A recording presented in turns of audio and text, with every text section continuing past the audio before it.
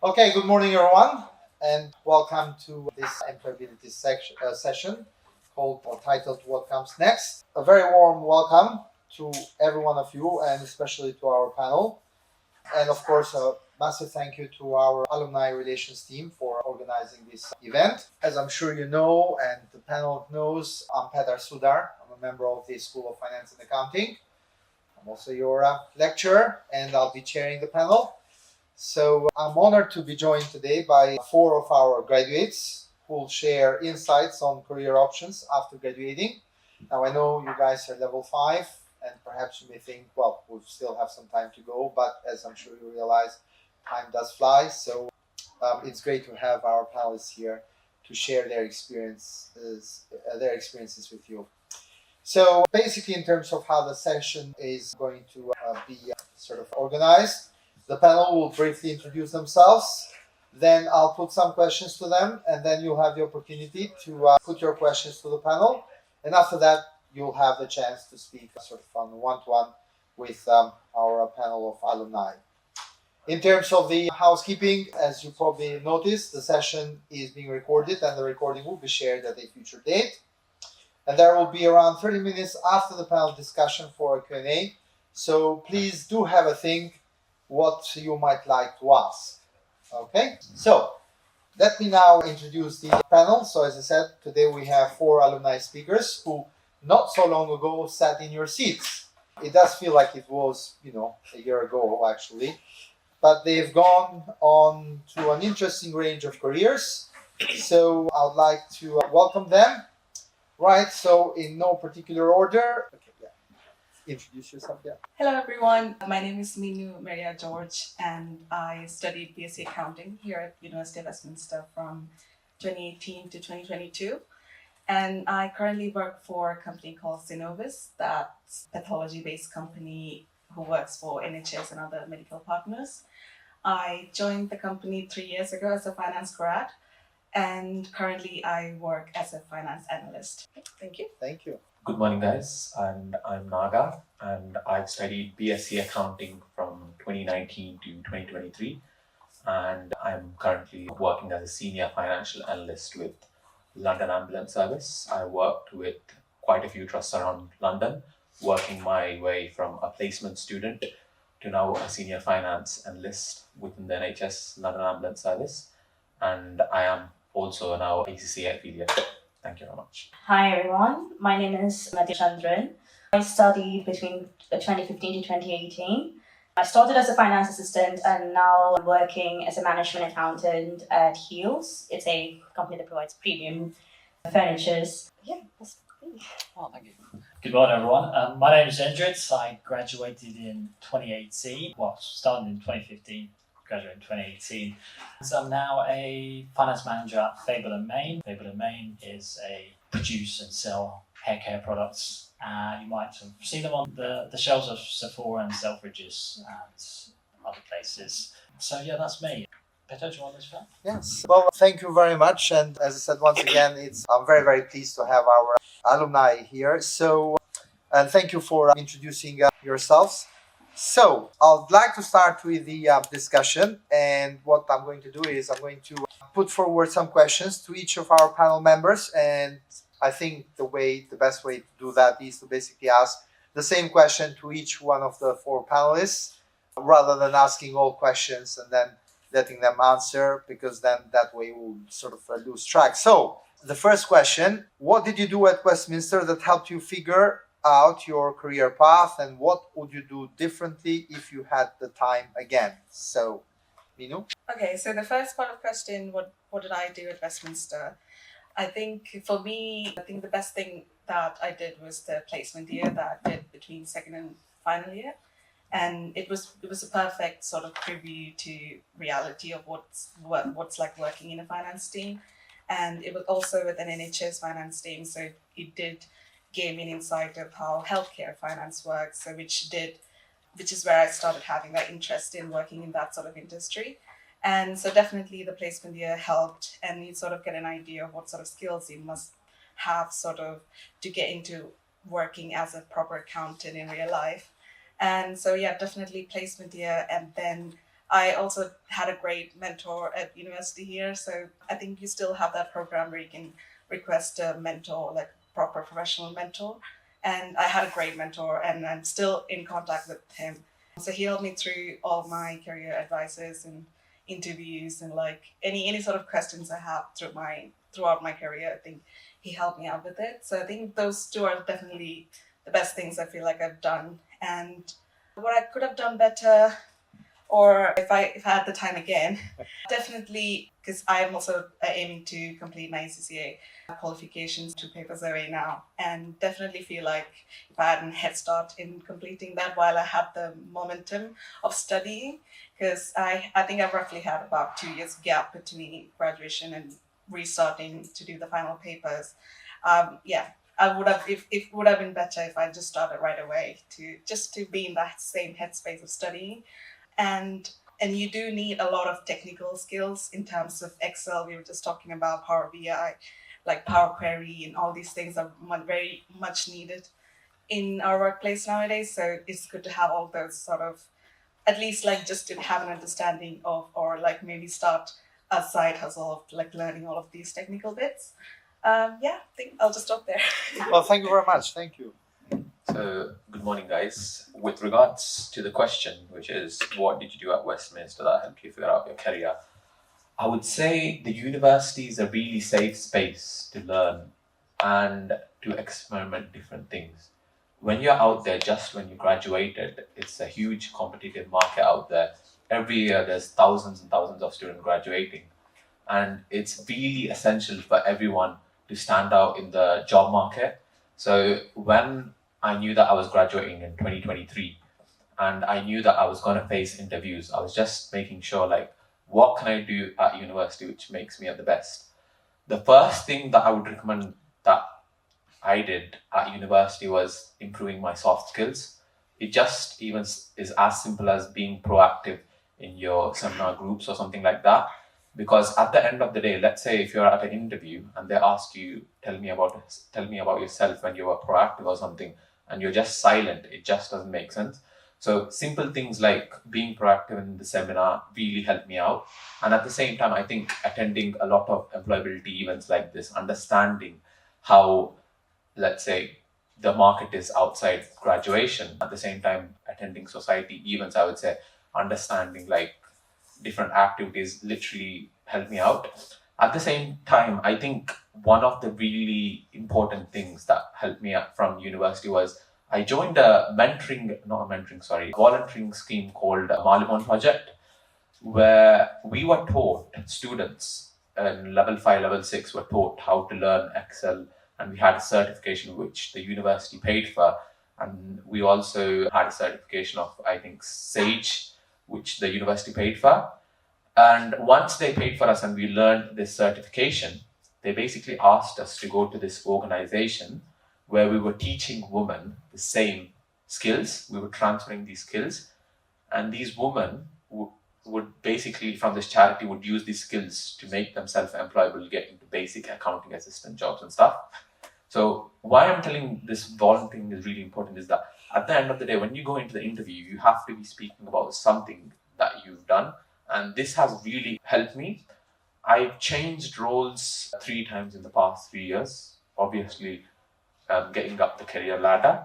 And in all my interviews, whenever I speak about this, the interviewer is really impressed with all this stuff. And at the same time, as Minu said, I think the mentoring scheme was really helpful for me too. I had a great mentor, which I had since year 2. I speak with her till now. I keep in loop of what's happening in my life. And I think having a mentor really helps you like understand like what the job market is outside. And at the same time, if you have any like specific queries or like worries about insecurities about how the job market is going to be after graduating, I think that would really help. So I think that really helped. To the next question, which is what would you do differently if you had a time again at the University of Westminster? I would say definitely like during my 2nd and 3rd year, I would have applied for an internship or something.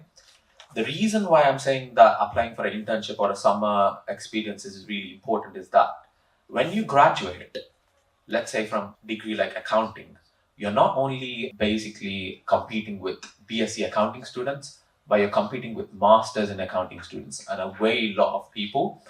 But when you actually do, let's say, a placement year or let's say a summer experience, what really happens is that there's only a specific crowd of people that could only apply to those in the first place. So the competition is way less compared to getting an actual graduate scheme. And in a lot of cases, when you actually do like summer internships and all this stuff at different places, there is a chance that they convert the internship into a full-time role.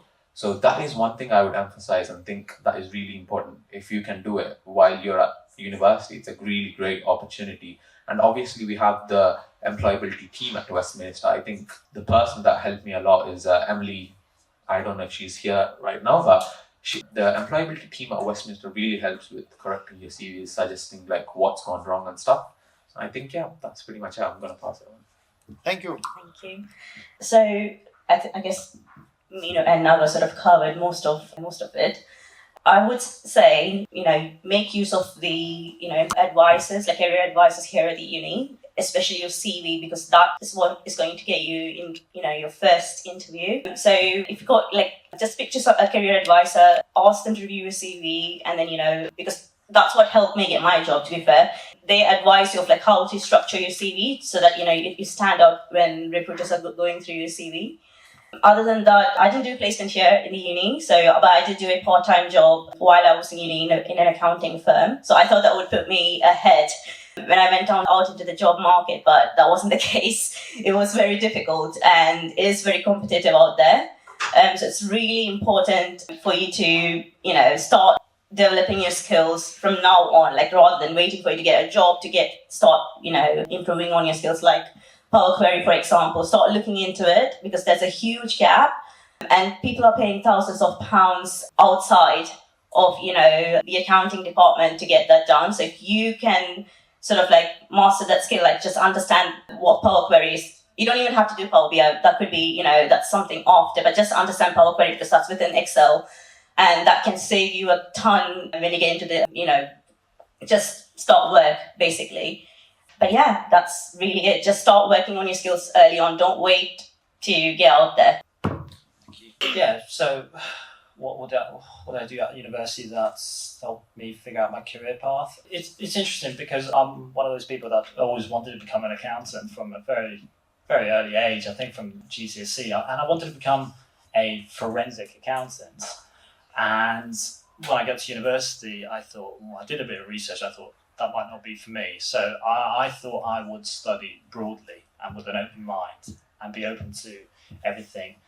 And then I thought I wanted to become an all-round accountant, okay? And I didn't really just want to pigeonhole myself in a type of profession within accounting. There's many different types of accountants. So you got tax accountant, you got financial accountant, management accountant, and if you want to be fun at parties, you can become an auditor. And so, yeah, that's what's led me to become a finance manager.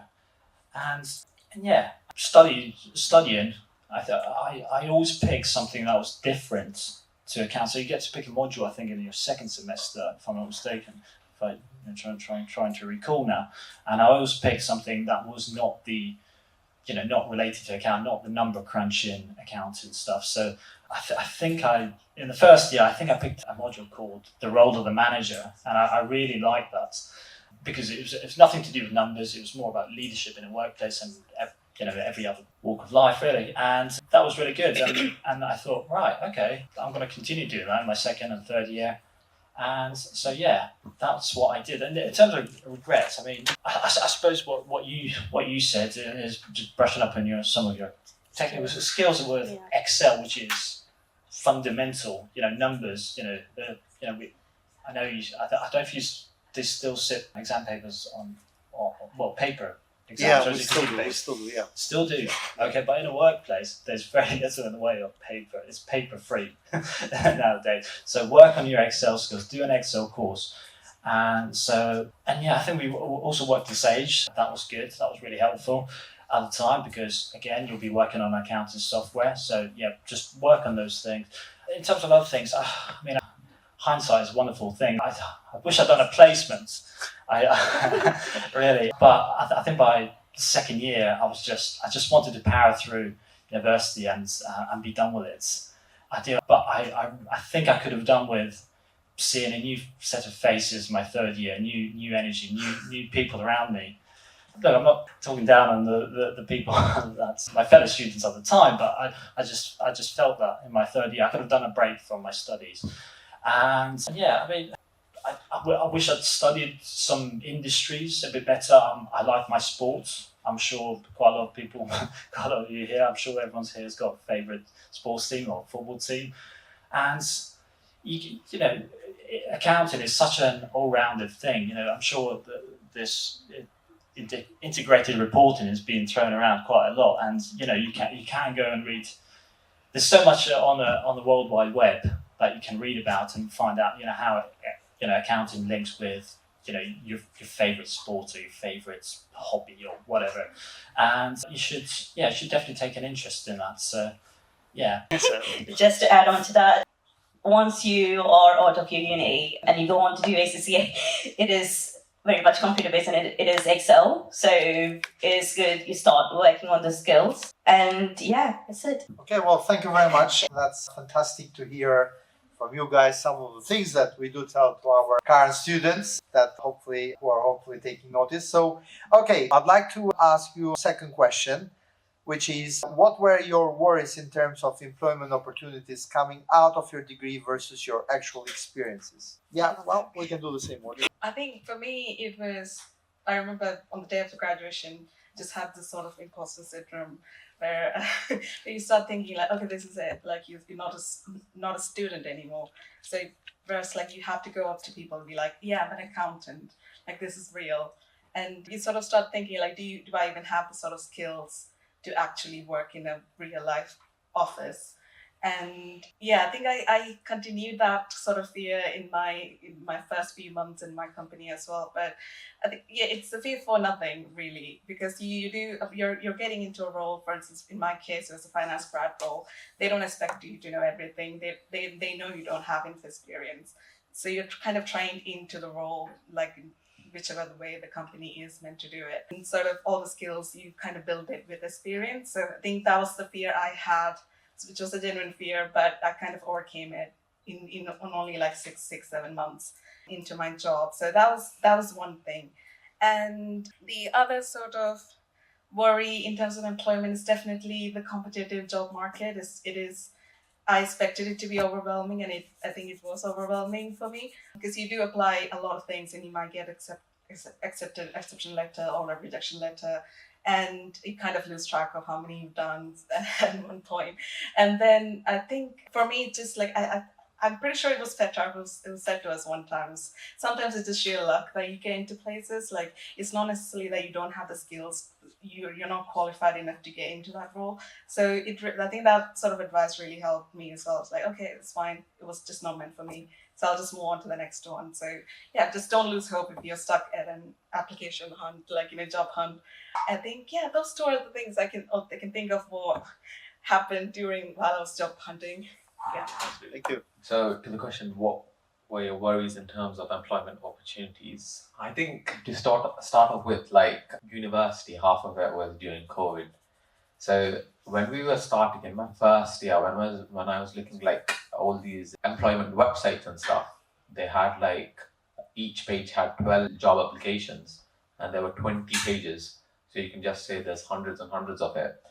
But when I was in my second and third year, the number of openings, like jobs, reduced drastically, and I was really worried, like by the time I graduated, would there be a opportunity for me to like get a job or not? So I was really like worried about that. But that being said, when I graduated, like obviously, like I think a few months before I was graduating, I started applying to quite a few roles in private and public sector. And yes, it is really a tedious process, I would say. I think it is like taking up another module at this point. Like if you're like putting a lot of hours every week, like let's say I was telling myself I would do like maybe 5-6 hours each week in applying jobs. And then I would sit and understand, like, let's say I got a rejection, I would see like, what can I do different and take it from there. Apart from that, I think I would say a myth is that like When we are applying for a job, a lot of us think like, let's say there's 9 skills. And if we do not possess, let's say, at least 8 of the skills, we are like, okay, maybe it's not worth applying for that type of job. But I think that is false, because I think as long as you have 5 skills and you're really open to learn on the job, you could definitely excel in your job. I think it's really essential for everyone to go to the job like learn it all instead of a know it all, because at the end of the day, nobody is perfect and there is room for everyone to learn, as long as you're not in a like the toppest of positions like senior manager where you would need to tell like what to do. Like, I think most of the roles after you graduate, there is always a manager or let's say another senior analyst who's open to helping you. So I think it is fine to apply to jobs that you feel like maybe you only possess like half of the skills, because at the end of the day, it is a learning curve. Life is a learning curve and you will learn. So I'm gonna. As I mentioned previously, I was working part-time in an accounting firm while I was in uni. So, like I said, when I started applying for jobs, I thought it would be easier for me to be, called in for an interview. But that wasn't the case. It took me a few months, not as bad as it is today, but it did take me a few months to get into the job market. But my first job was just a temporary job at Warner Brothers, and I think that's what sort of helped my CV stand out when I started applying for the jobs afterwards. So it's really important, like when you do start looking for a job, maybe look for a job, the entry-level job at a well-known company, so that stands out when you do want to sort of like move on to your next job in your career. And yeah, that's a very added advantage. For me, in terms of worries, I guess the biggest one was I did BSc Accounting with Management, and it's not just the people who's done an accounting degree or a finance degree that's applying for a finance job, especially a finance level, entry-level job. It's all the graduates. Like a lot of the graduates end up applying for it. And I've seen people who've got no background or education in finance start out as a finance assistant at the same level as I have. So it is very competitive. That was very concerning for me. But then, like I said, doing a few things here and there, sort of I placed myself in a way that I was learning a lot from the job. I was doing more than what the job said. Like any job I went on to, I made sure I was doing more. I was learning more. So when I was like moving up from one job to the other, I was easily getting like a 30% pay hike. I was moving up my career. So now I'm a manager, manage my team, and I have a very effective finance function. So that sort of, it's because of me, doing those things. But yeah, the biggest worry is it's very competitive. It's just you're competing with all graduates and non-graduates, because a finance assistant job is a very common, or entry-level finance job is a very common thing that a lot of people do apply for. Thank you. I mean, one of my biggest worries at the time was that I would lack the competence and the skill needed to undertake a job. So I also started as a finance assistant. I had a part-time job whilst I was in university as working in finance, which is all well and good. It looks good in your CV, but doesn't necessarily always set you up well for future employment. And those fears, like I said, of lacking the competence and skill, kind of came true, because in my first job post university, I did lack those skills, and I made quite a few mistakes, and nothing hideous, no mistakes that that were really all that bad, but that could have easily been avoided. And so those were my fears, and they came true. But I think after 6 months, I worked on those mistakes. And it's accepting those mistakes and doing something about them. That's where really you should be. That's what you should be doing. And another thing that I was worried about was the dynamics of a workplace. I don't know if how many of you work or have changed workplaces. When you go into a new workplace, it's awkward. It's socially awkward, isn't it? Is it me or is it really cold? It is cold. And it is socially awkward. And I think someone put it nicely that day. It's like when a character starts up, in a movie series or season 5. Those were the things I was worried about, and those things did come true. I'm not too sure. I didn't really have a fear of losing my job or being sacked or being fired. I can care less about, and you shouldn't either. And so those were that's my answer. Was there a follow-up question to that? That was. Well, thank you very much. Quite interesting, very interesting answers. So, okay, what was the hiring process for your current job like? So yeah, it was similar to most of the companies. So I think for Synovus, it was mainly the lengthy application form, which with like very specific questions that you answer, and then with your CV that goes through, and then you wait months to get a response sometimes. And I got my first interview call with two of the finance business partners, and the interview was 1.5 hours. So and then I was like, I'm not sure if this is going good or not, but it went. And then I think I got a call back a couple of weeks later for a second interview with the deputy CFO and the finance business, and got a call back immediately after that interview. So that was just literally the entry process to like hiring process for the company itself. And then I think we do have like half-year appraisals, full-year appraisals, and after my 1 year completion, they gave me a promotion to finance analyst role. It was just constantly reviewing of your performances, and you have the conversation with your manager about pay scales and stepping up into other roles, asking for the opportunities, which is something that I struggled with at the beginning, to ask for opportunities. And so that was pretty much it for my personal week. So with the question, what was your hiring process? So with my current job, the hiring process was, we had a job application similar to the news area, where it was about a quite long application where we had to write about 1,500 words supporting statement to why we would be a good fit for the role. Obviously, when tackling something like this, what I used to do is look at the job description. I think writing your cover letter is sometimes easier than answering an exam, because in an exam paper, you only have the questions. But then when you're writing a support statement, or let's say a cover letter, the question paper has the answers too. So a job description, 9 out of 10 times, has what they want the candidate to be. And that's exactly what I did, which is, let's say there's 10 points over there. If I did 8 points in that, I would support that by saying, let's say you're a fast learner. Then I would say, yes, I'm a fast learner because I did something like this that helped me in my career. And that's how I would support my statement. So obviously, the support statement and the cover letter was successful. We had an interview, so I had about a 1 hour long interview, which was basically technical, a bit of technicality, let's say, a lot to do with management accounts, financial analysis, what I did in my previous roles. And the other part of it was basically situational judgmental questions, such as, let's say, what would you do if you have a situation like this? And again, these situational judgmental questions were indirectly linked to the job description, I would say. So let's say in the job description they said problem solving, then your situational judgmental question 9 out of 10 times would be something relating to that. So I could predict that.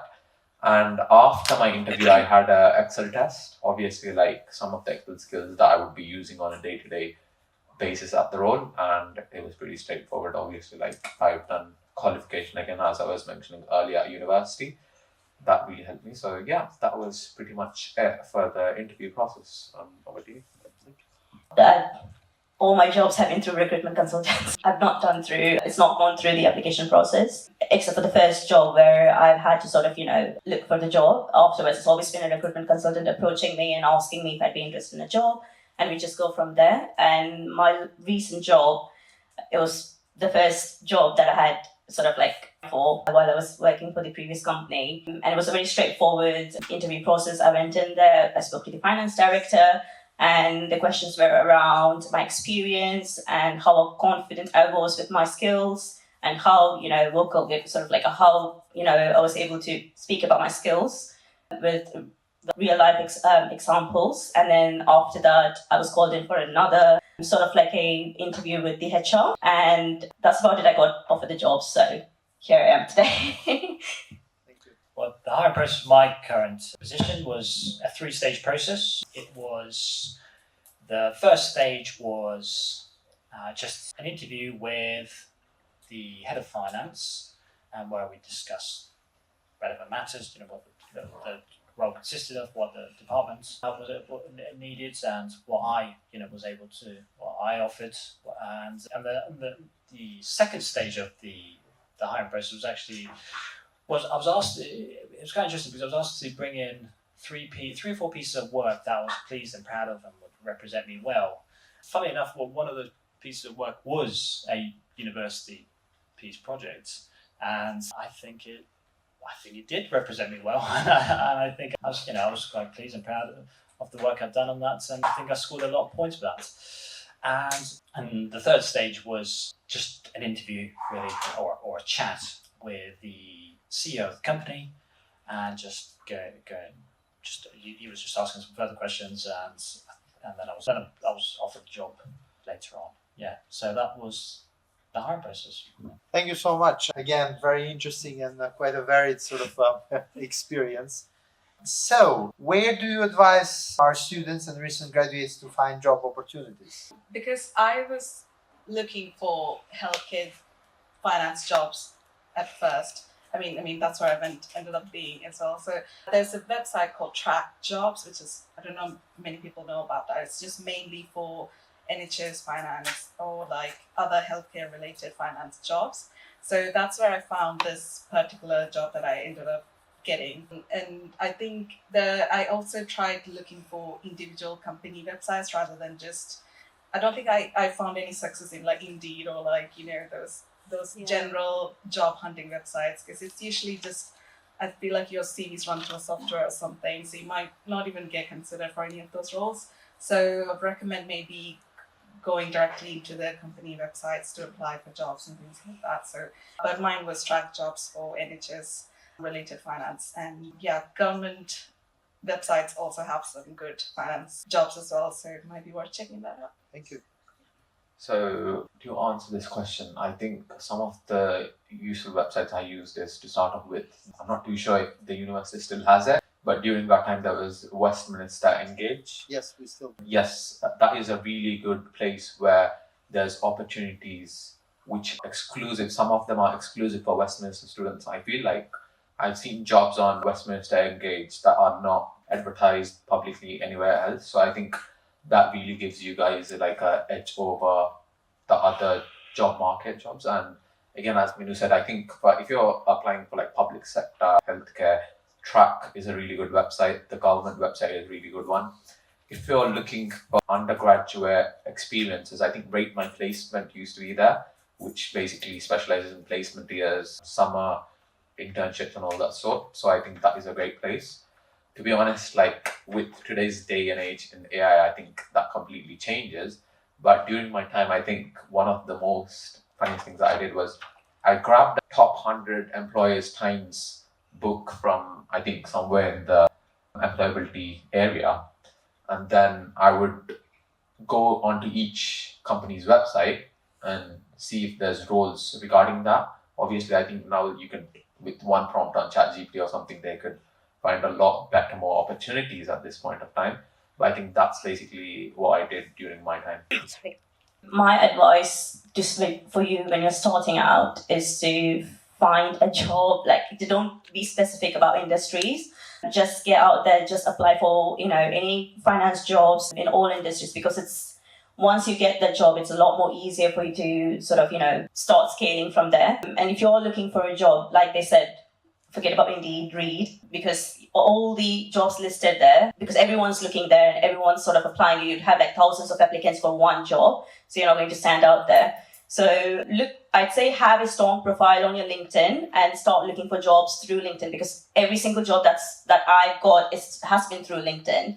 And it has been really good, in terms of like me improving my skills. Even the interview process has been like pretty straightforward. It's not been like where I have to go through 5 stages of interview process just to get a job. Also, look for recruitment consultants who are not like sort of just, like reaching out to you randomly, but are very specific. There are some recruitment consultants like that, recruitment agencies who are all about just, having so many profiles, but having quality candidates on their profile. And going to a recruitment consultant sort of saves you a lot of headache, if you ask me, than going through the application route. And that's what I found. It's been useful for me so far. Yeah, that's about it. Thank you.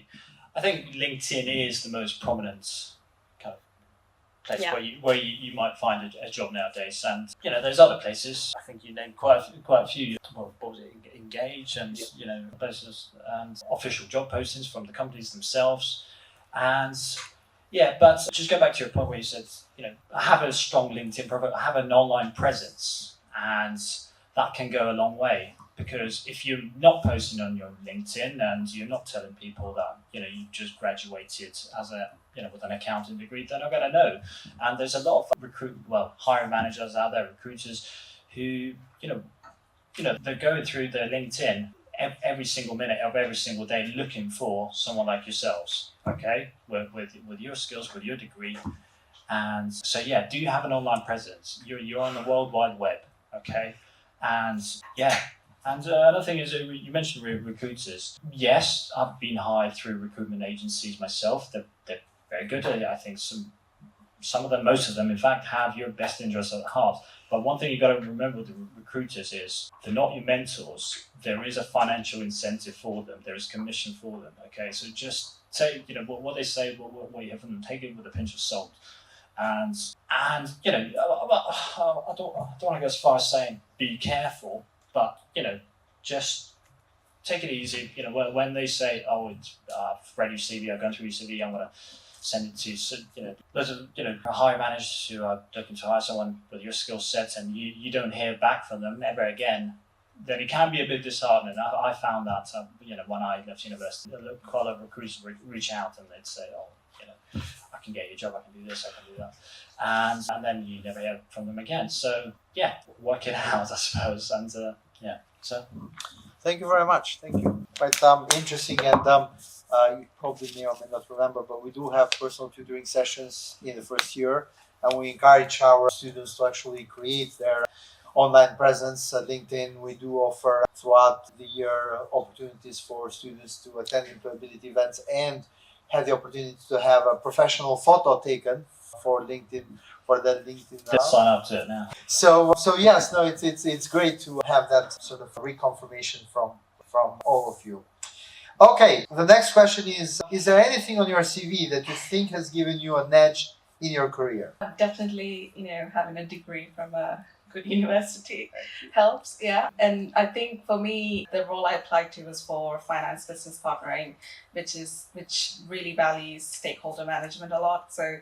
And surprisingly, more than how much good of an accounting skills you have, they really value people skills. So I've done a lot of part-time jobs during my university here. I've worked at Students' Union, was an ambassador, and done tried many other things within university and that required working with people. And surprisingly, they're very curious about all of those experiences and what I took away from it. So it was a lot of transferable skills that you kind of, when you're a student, really helps on your CV. And I think also part qualified ACCA was also really something that helped me with the job I applied to. And it's something that I think is quite valuable and demanding as well. So definitely that. Thank you. So with the question, is there anything that you on your CV that you think you have has given you an edge? I think basically at the end of the day, it's one side of a sheet of paper that speaks about you to the employer.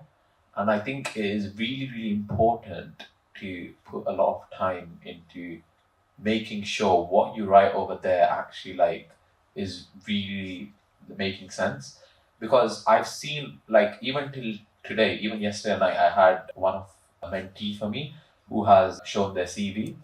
And what I've seen is that it's basically a really basic CV which has long stuff. And one thing that stands out on my CV was that I was thinking if the job that I'm applying to is my customer and I'm selling a product, does the customer have a lot of retention span? So what I did was all my job experience. First of all, to start off with, I only had a CV which was one side. So it's only one side, not two sides of a page. because obviously, like after undergraduate, I think that's as much as you can have, because if you have a PhD or a master's, then the situation is different, where you write a lot about your dissertation or your thesis and all that stuff.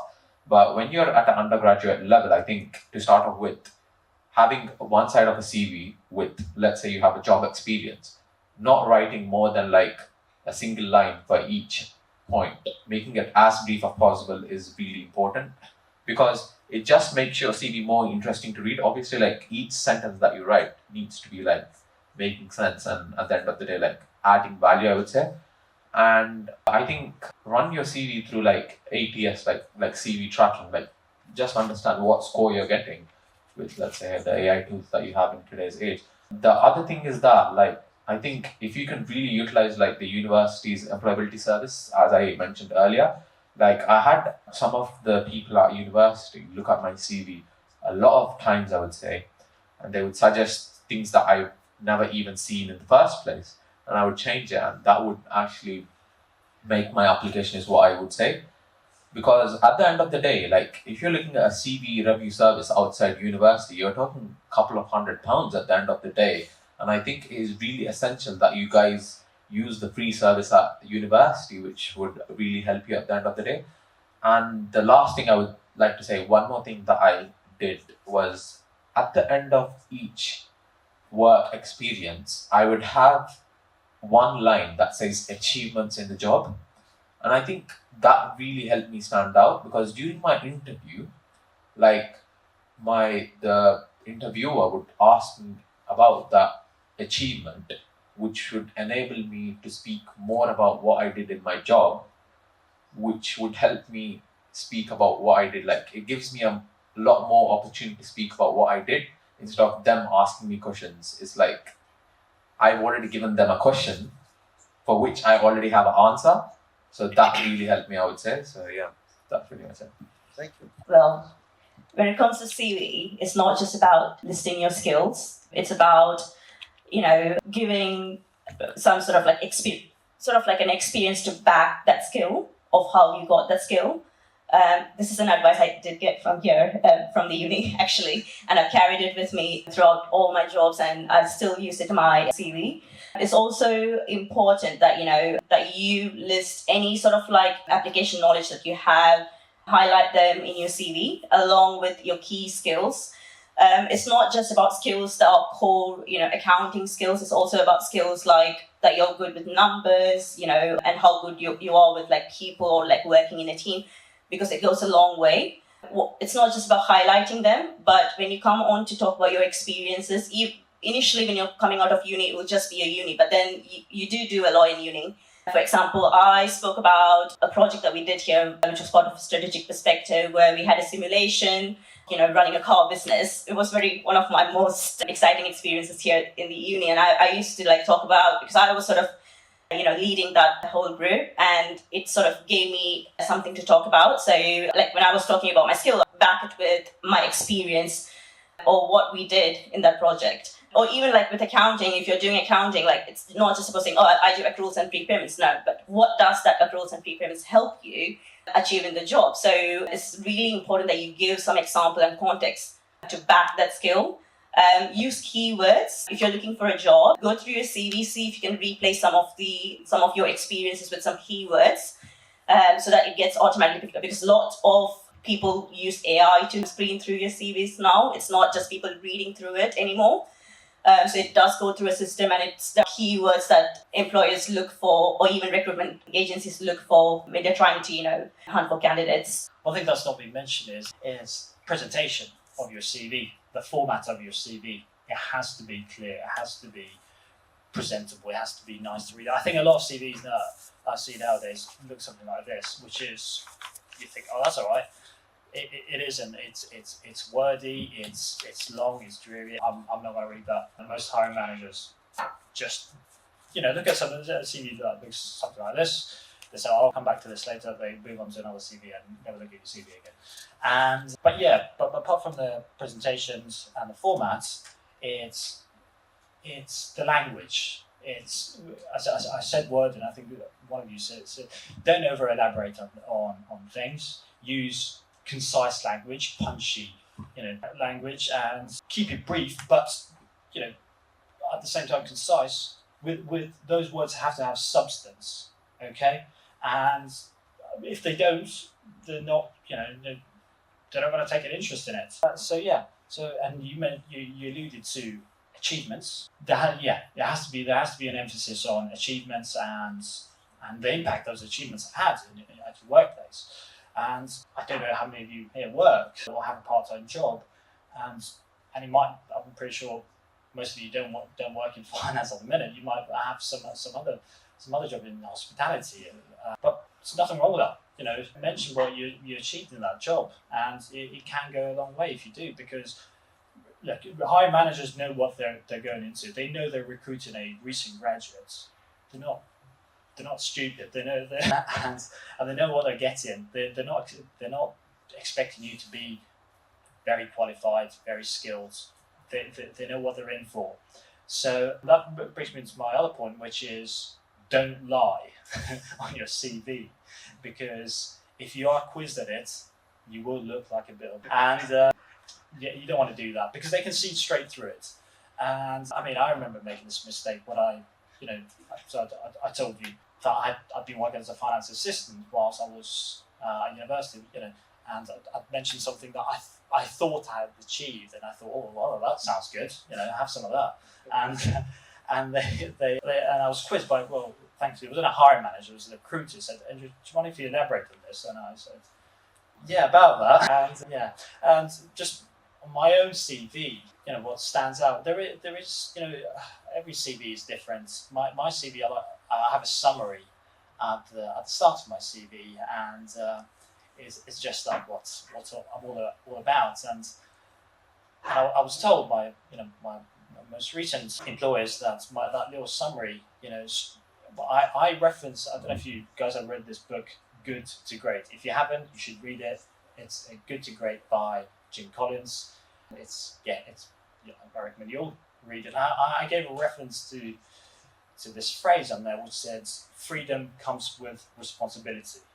They want to give you the responsibility, but they want to give you the freedom, and they want you to take the responsibility.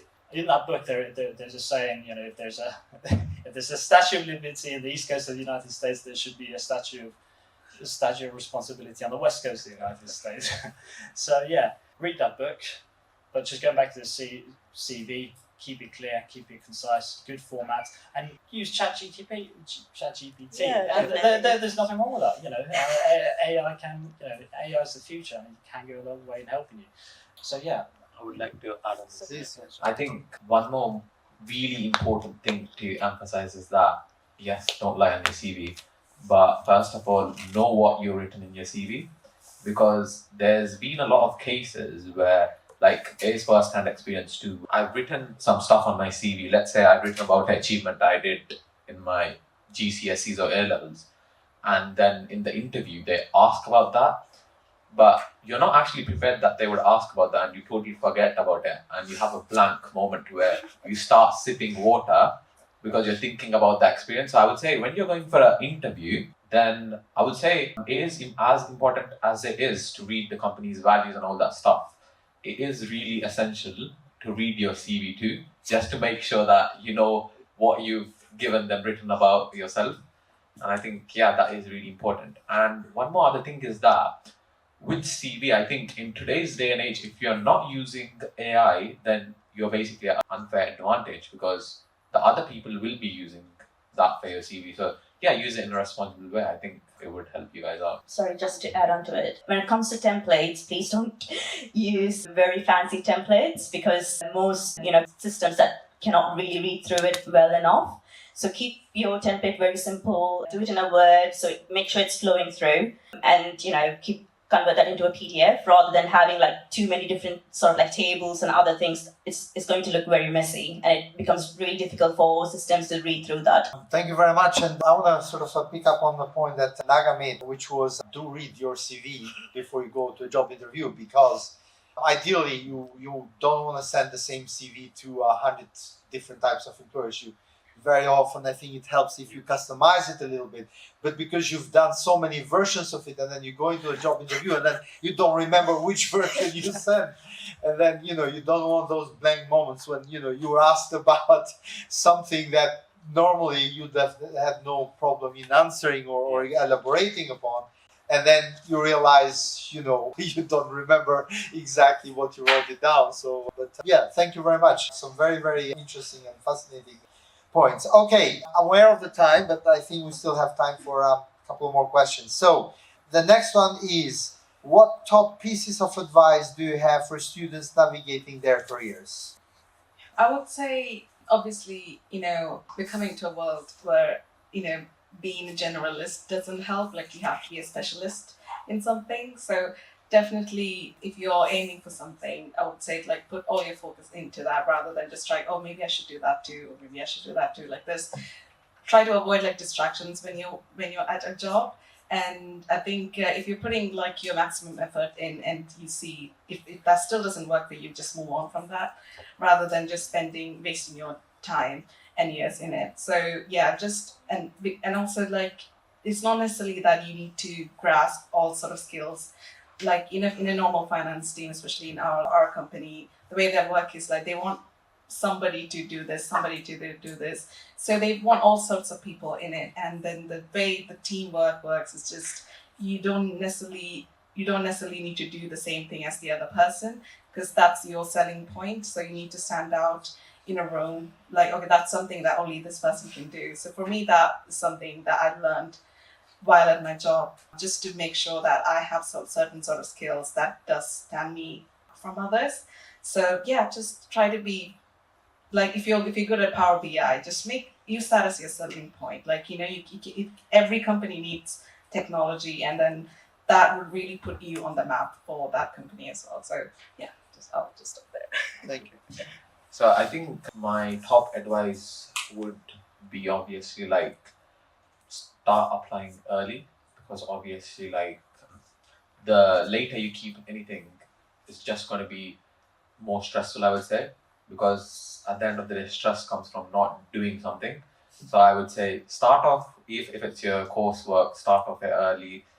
To be honest, if you're thinking that I did it very planned and stuff, I wouldn't say I did it. But if you start everything early, I think it would really help at the end. And on top of that, I would say, like, as Meenu said, I think being a specialist at something, or let's say having some skill, like, okay, there's a lot of accountant graduates coming out every year. What one thing can I do which stands me out better than them?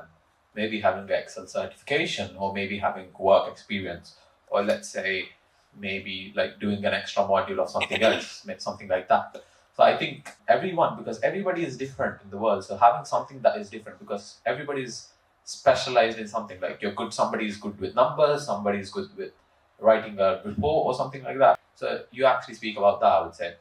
And on top of that, I think, as they said, advice on career, I would say one thing that I would like to mention is that if you're looking for a career in like ACCA or CIMA, I think with ACCA, to get your 9 exemptions, you have to get 50 plus marks in your papers. And if you getting 50 plus marks in a university exam is way easier than getting 50 plus marks in a competitive exam, is what I would say. So if it's called low hanging fruits. If it's that easy, I would say please emphasize on getting your maximum exemptions at university, rather than thinking like, okay, maybe after graduating, I might write that paper again and get that, because it saves you a lot of time at the end of the day when you're trying to become a fully qualified accountant. So I would say emphasize that. And at the end of the day, I think the other thing is that if you're taking the exemptions, just make sure like you have some good notes about it, because like when you're writing the final level of ACCA papers and stuff, like it's easier for you to recap some stuff, and it helps you a lot. But yeah. Yeah, and also cost. Yeah. Yeah, so my advice is to have your core knowledge in accounting and finance, to be like have your core knowledge ready. Yeah, so because if you have that, doesn't matter which industry you go into, you'll be able to get on just fine. Because I have worked in hospitality, retail, co-working companies. Well, right now I'm working in retail, but I have worked in hospitality and I have worked in co-working businesses. but it's never stopped me from, or prevented me from getting a job in another industry, because I have my core knowledge, very good. My core knowledge is really good. And I can pretty much, any accounting job I go into, I can adapt to very quickly and do a really good job of it. And also, when you're looking for jobs, look for jobs that offer study support, because that means then you can work on your exams while you're, being employed by the company, and the company covers all the expenses. So by the time you're finishing your exam and, sort of like you would have done at least 3 to 4 years in the company, and that would have paid off whatever it is, you owe the company. So I would advise you to do that. Also, personally, I prefer working in different industries to get exposure into business models, which is why I'm not stuck to one particular industry. So when I know that I've got like a really good knowledge of how an industry, like how a business sort of operates within that industry, I sort of look for something new. So if that's something that you're interested in, then of course do that. Or if you're someone that just wants to stick to one industry, even that's good too. But it's always good to get multiple exposure into like different industries. I think that sort of like knowledge that you have by working for different industries is very different to just working in one industry. Thank you. Work hard, work smart, head down, and play harder. And on a more serious note, do work hard, work smart, and work on those things that, like you said, like an Excel course. Okay, that can go a long way. And do other things outside of your modules, your curriculum, and and do have a part-time job. It doesn't matter what's in, or try and do an apprentice. Just apprentice, internship. No, not apprentice. You're already started doing a degree, and work on those things. Be different to other people. Have a bit of charisma about yourself. Be charismatic and be a character, and you will stand out. Don't overdo it, but those elements I think can go a long way. And I think be positive energy that rubs onto other people, and they'll be positive around you.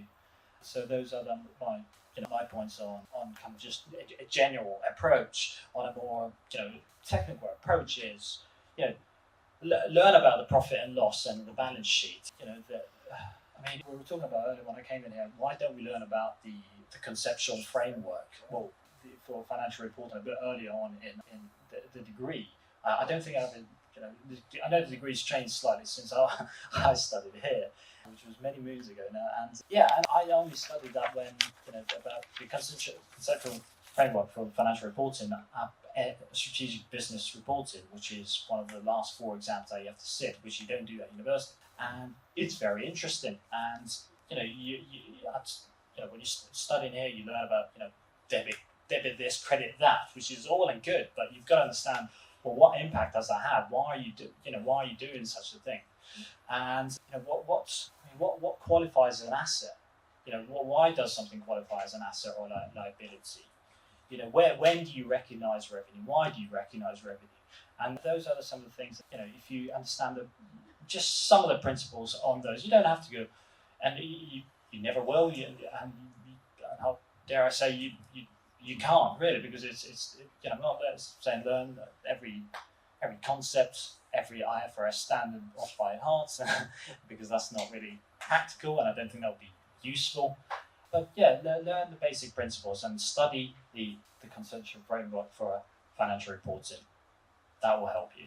That will set you up very well. Sorry, just to add on to it. When you sort of go out there and start working, don't ever compare to a colleague. If you want to speak to anyone, like speak to your manager about a pay increase or even a promotion, always speak about you and just you and what you bring to the table. Never compare yourself to another person. Also, like I said, please try to stay organized. I will be honest, I was someone that used to be, doing things last minute when I was in uni, but I'm not that person anymore. And it just helped me a lot with my job. So I'm a lot more organized. I always get things done well in advance. I try to, think what might come my way in the future and prepare for it. So that way I'm not stressed out, and I have a lot more like work-life balance. So when I'm at work, I'm working, but then I'm working to, sort of like working towards a plan that I set for myself, so that, I'm sort of prepared when I approach that deadline. It's sort of the same in uni as well. So we think that, we're just studying. I'm sure if we pass this, we go on afterwards, we'll be fine. But no, I think it needs to start on early, and you will save a lot of stress along the way if you start practicing that now. Yeah, please.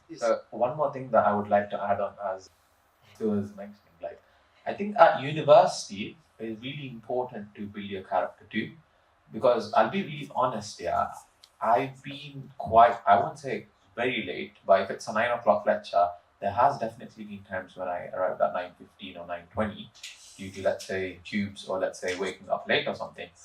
But that really, if you don't change that now, you carry on that to your workplace, and it's not really nice at your workplace passing through your CFO's, deputy CFO's office at 9:30 when you know that they've been there almost like since 8 o'clock.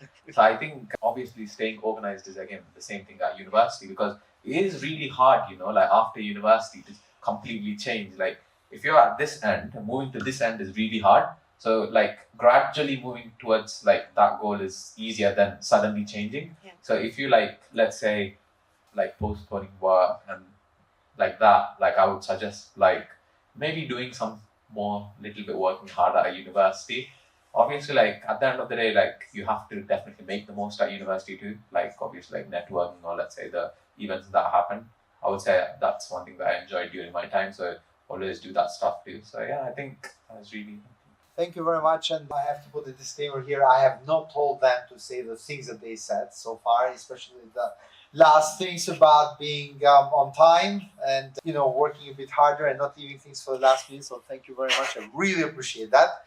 Okay, so I do have a couple of other questions, but I think it's the time now to give students the opportunity to ask questions.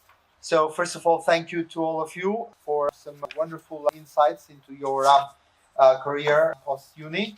So I would encourage all the students to screen the QR code, and you can post the questions anonymously, right? And I would encourage you to make the most of the opportunity to ask any questions that you have, anything that we haven't had the opportunity to address. So please, over to you. As I said, do screen the QR code.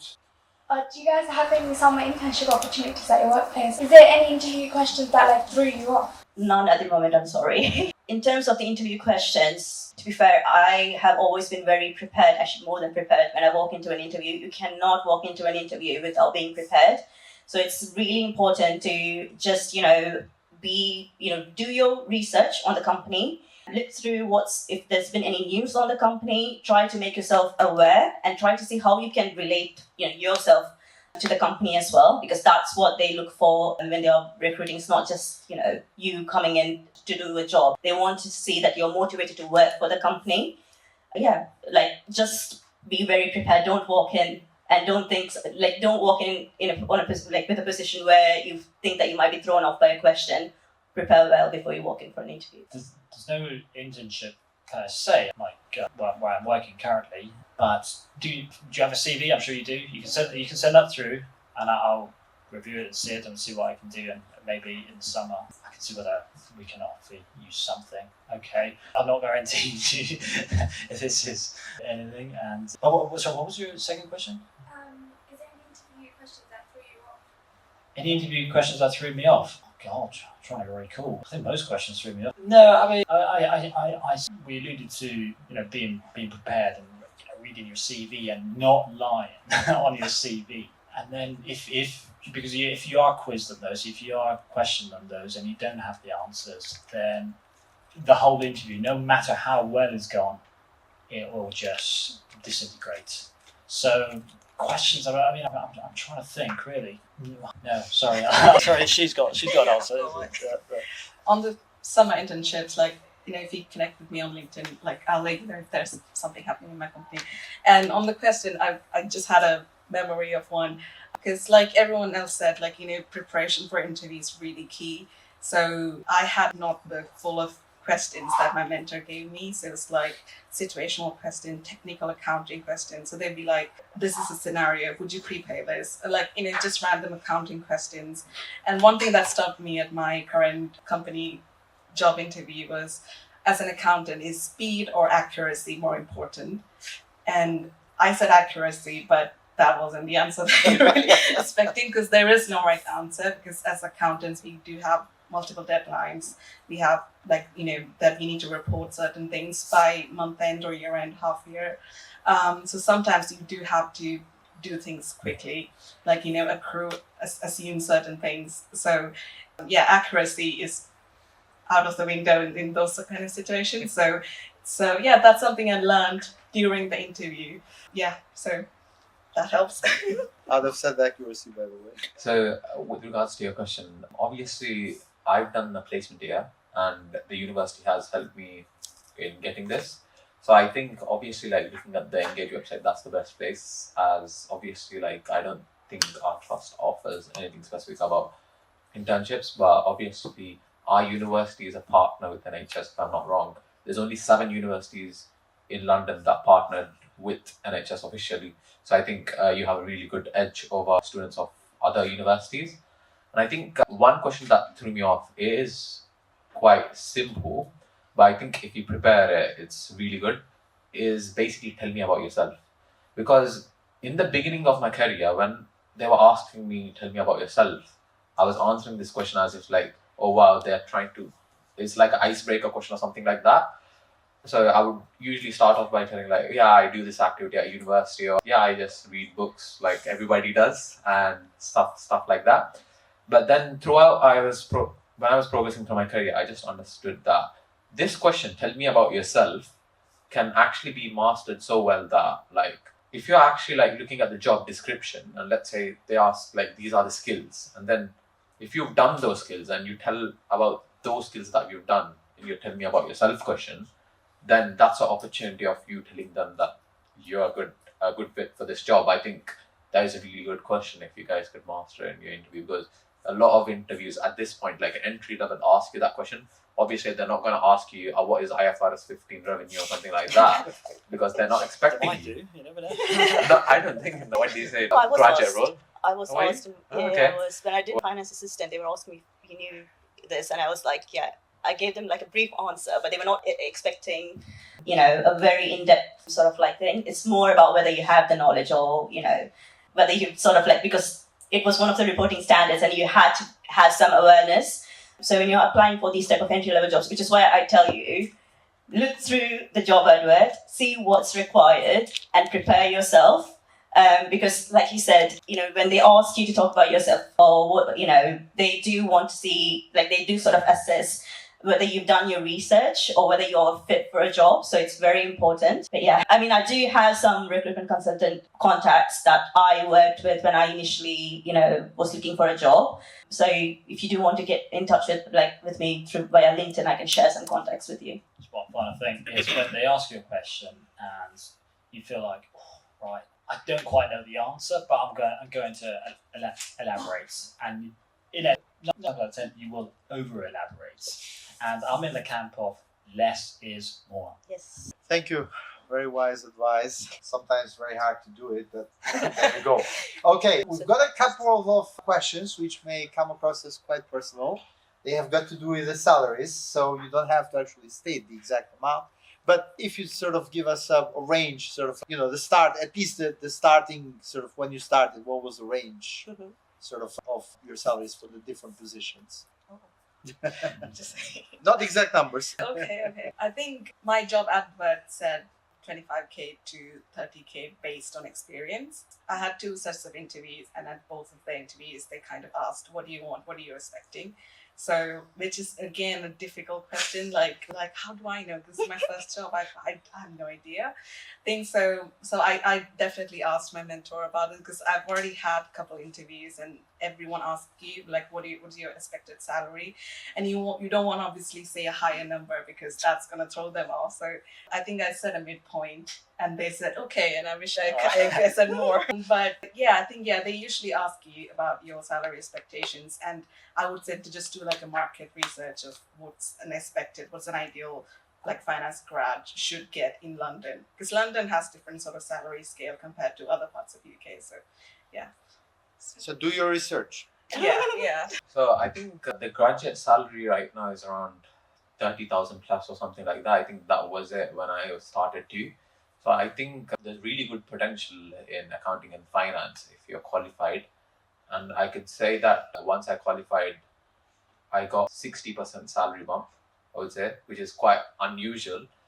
But obviously, I think if you have the right skill set and you can sell your skills, you can reapprove to the company that you know what you're bringing to the table. I think it is pretty realistic, like get nice salaries out there. I mean, for a starting job, when I was applying, this was almost 7 years ago, it was around 25k, I would say, the market, and that's where I started with. But my advice whenever you're talking about salary is, like everyone said, do your market research, what the starting salary is.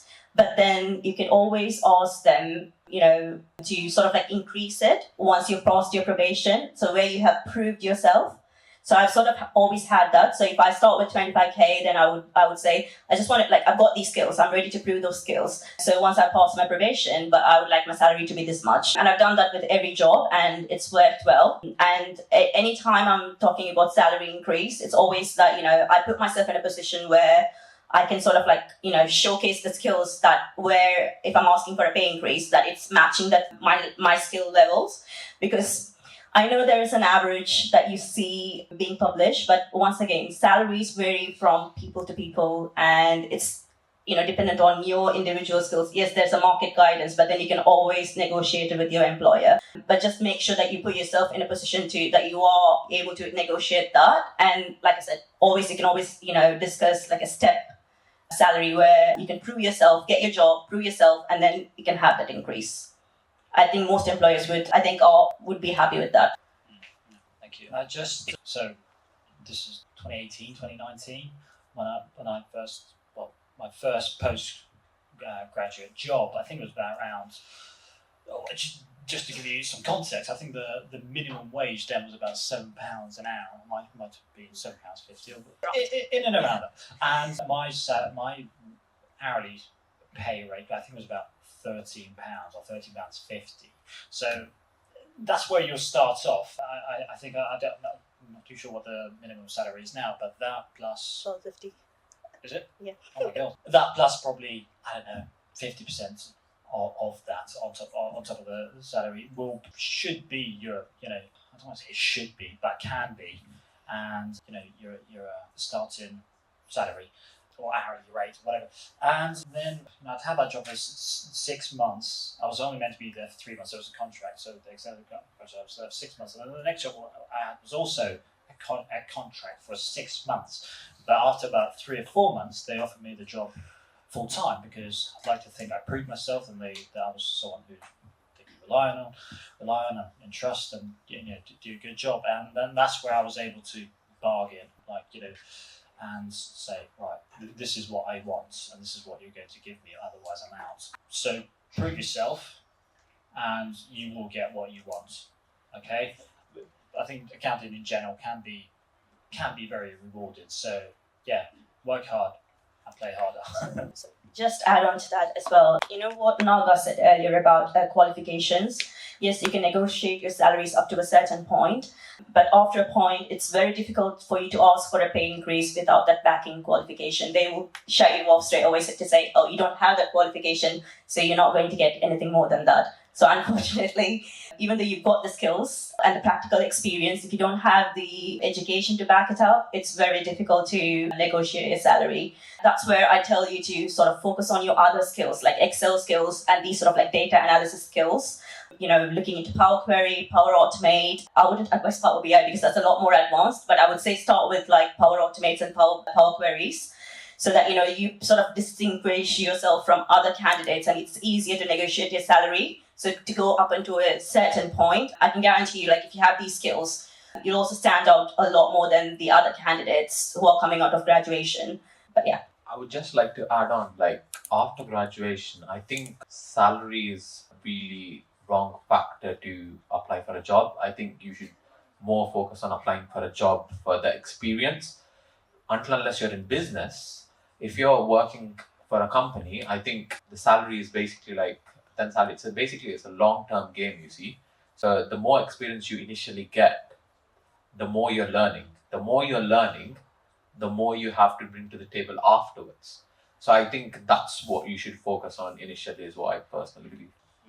Well, thank you very much. We do have quite a few other questions, some of which were answered during the presentation by information discussion by our panelists. So I'm afraid I'll have to close down the questions from students to give every student the opportunity to actually speak in person to our panel members. So, and before I do that, I'd like to thank, first of all, with a round of applause, our panelists. And of course, a massive thank you to you guys for being with us this morning at 9 a.m. and for asking the questions. So please do complete the feedback forms about this event. It really helps everybody and the organizers. And of course, you could be in with a chance of you'll be in with a chance of winning a £20 Amazon voucher. So as I said, I do apologize for not having the time to ask all of your questions, but as I said, I'd like to give you the opportunity now to mingle with our panelists. So please, if you have any burning questions or you want to exchange LinkedIn details, etc., now is the time. So once again, thank you very much for taking time off work to be with us this morning. Very much appreciate it. And okay. Thank you so I much. guess thank you for having us too. Pleasure.